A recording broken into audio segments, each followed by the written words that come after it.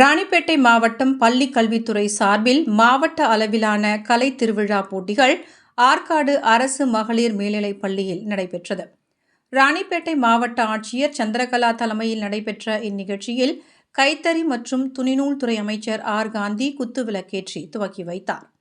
2 நாட்கள் நடைபெற்ற இந்த கலை திருவிழாவில் 1 முதல் 8ஆம் வகுப்புகள், 9 மற்றும் 10ஆம் வகுப்புகள், 11 மற்றும் 12ஆம் வகுப்புகள் ஆகிய வகுப்புகளைச் சேர்ந்த மாணவ மாணவிகள் கலந்து கொண்டனர்.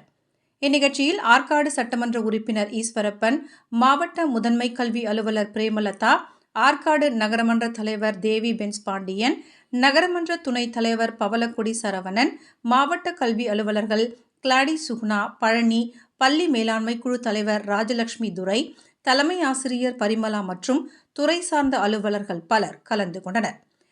இதனைத் தொடர்ந்து மாணவ மாணவிகளின் கலை நிகழ்ச்சிகள் நடைபெற்றன.